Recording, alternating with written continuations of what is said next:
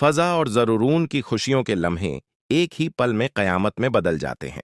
सड़क पर अचानक गोली की जोरदार आवाज गूंजती है और जरूरून फजा के सामने जमीन पर गिर जाता है। फजा की चीखें फजा में फैल जाती हैं। वो घबराकर जरून के पास बैठ जाती है। इसके कपड़ों पर बहता हुआ खून देखकर उसके हाथ कांपने लगते हैं। आसपास खड़े लोग बदहवास हो जाते हैं। कुछ लोग फायरिंग करने वाले डाकुओं के पीछे भाग पड़ते हैं, मगर वह उन धीरे में गायब हो चुके होते हैं। जरूरून के सीने से निकलता खून देखकर फजा को बार बार चुकने लगते हैं। उसकी आंखों के सामने अंधेरा छाने लगता है, मगर वह खुद को संभालती है। चंद लोग आगे बढ़कर फजा की मदद करते हैं। कोई पानी लाता है, कोई एम्बुलेंस को फोन करता है। फजा मुसलसल जरूरून का नाम पुकारती रहती है। जरूरून, आंखें खोलो, मुझे छोड़कर मत जाना। इमरजेंसी में जरूरून को अस्पताल लाया जाता है। डॉक्टरों की टीम फौरन उसे स्ट्रेचर पर डालकर ऑपरेशन थिएटर की तरफ ले जाती है। जरूरून की हालत इंतहाई नाजुक होती है। फजा कांपते हाथों से जरूरून के मां बाप को फोन करती है। फोन सुनते ही घर में कयामत बरपा हो जाती है। जकिया बेगम के हाथ से फोन छोड़ते छोड़ बचता है। जरूरून के वालिद घबराकर दुआ मांगने लगते हैं। रानी भी यह खबर सुनते ही साकत रह जाती है, मगर अगले ही लम्हे वह बना किसी एहसास के अस्पताल की तरफ रवाना हो जाती है। सब लोग मिलकर अस्पताल पहुंचते हैं। हर तरफ शूर, रोना और बदमाशी का आलम होता है। फजादा अस्पताल के कॉरिडोर में दीवार से टेक लगाकर खड़ी होती है। उसकी आंखें दरवाजे पर जमी होती हैं, जहां जरूरून को ले जाया गया है। अचानक रानी की नजर फजा पर पड़ती है और वह आते ही उस पर टूट पड़ती है। रानी फजा का गुल्ला दबाकर चीखती है, यह सब तेरी वजह से हुआ है। तो मनहूस है, मेरे भाई का यह हाल तूने किया है। फजा सांस नहीं ले पाती। उसकी आंखों में खौफ उतर आता है। जकिया बेगम और रानी के वालिद फौरन आगे बढ़ते हैं और बड़ी मुश्किल से फजा को बचाते हैं। इसी लम्हे साकब गुस्से में रानी को जोरदार थप्पड़ मारता है। बस बहुत हो गया रानी, यह अस्पताल है, कोई तमाशा नहीं। सब लोग मिलकर रानी को फजा से दौड़ ले जाते हैं। फजा जमीन पर बैठ जाती है। उसकी हज़कियां बंध जाती हैं। वह रोते हुए कहती है, अगर जरूरून को कुछ हो गया तो मैं जिंदा नहीं रह सकूंगी। उसी वक्त डॉक्टर बाहर आते हैं। सब लोग दौड़कर उनके पास जाते हैं। डॉक्टर संजीदा लहजे में कहते हैं, मरीज का बचना मुश्किल है, बहुत ज्यादा खून जाया हो चुका है। हमें फौरन खून का इंतजाम करना होगा, वरना हम कुछ नहीं कर सकेंगे। यह सुनते ही फजा की दुनिया जैसे अजड़ जाती है। वह वहीं बैठकर रो पड़ती है। जरूरून के वालिद फौरन खून देने के लिए तैयार हो जाते हैं। साकब भी आगे बढ़ता है। नर्सें सबको अंदर ले जाती हैं। फजा हाथ उठाकर दुआ मांगने लगती है, या अल्लाह मेरा सब कुछ ले ले मगर जरूरून को बचा ले, इसके बगीर में कुछ नहीं हूं।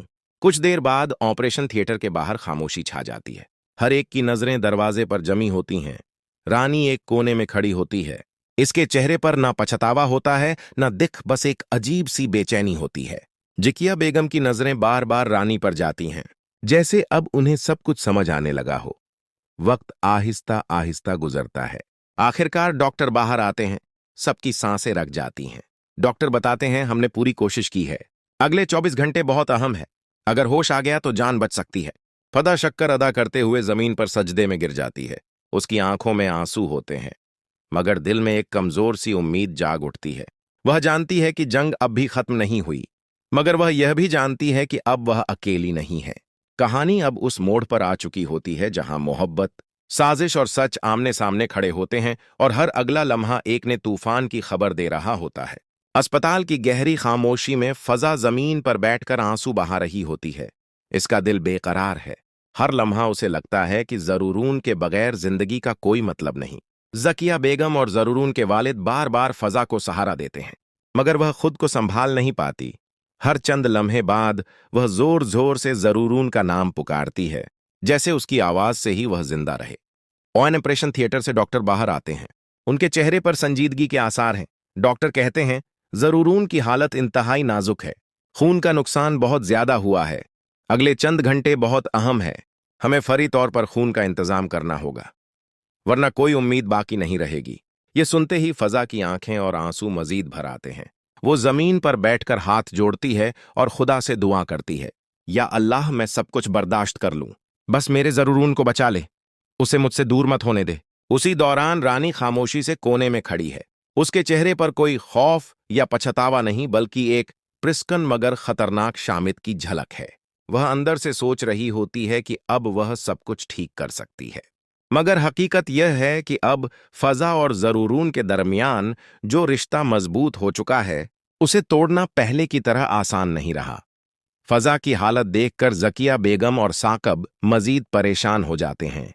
वह हर मुमकिन कोशिश करते हैं कि फजा को सुकून मिले, मगर फजा की नजरें मुसलसल ऑपरेशन थिएटर की तरफ जमी होती हैं। इसके दिल में एक ही फिक्र है कि कब जरूरून का होश आएगा, कब वह जिंदा होकर उसे तसल्ली देगा। कुछ देर बाद डॉक्टर दोबारा बाहर आते हैं। सब लोग उनके गर्द जमा हो जाते हैं। डॉक्टर की आवाज में संजीदगी और थोड़ी सी उम्मीद दोनों शामिल होती है। वह बताते हैं जरूरून के बच जाने के इम्कानात हैं, मगर अगले 24 घंटे इंतहाई अहम है। अगर इस दौरान कोई पेचीदगी पेश आई तो नतीजा खतरनाक हो सकता है। हमें हर मुमकिन तैयारी करनी होगी और खून का इंतजाम पहले से मुकम्मल रखना होगा। फद्दा की आंखों में आंसू और दुआ के साथ उम्मीद की छोटी सी किरण जाग उठती है। वह जमीन से उठती है, जकिया बेगम के कुंधे पर सिर रखकर कहती है, अब कुछ भी हो जाए, मैं उसके साथ हूं।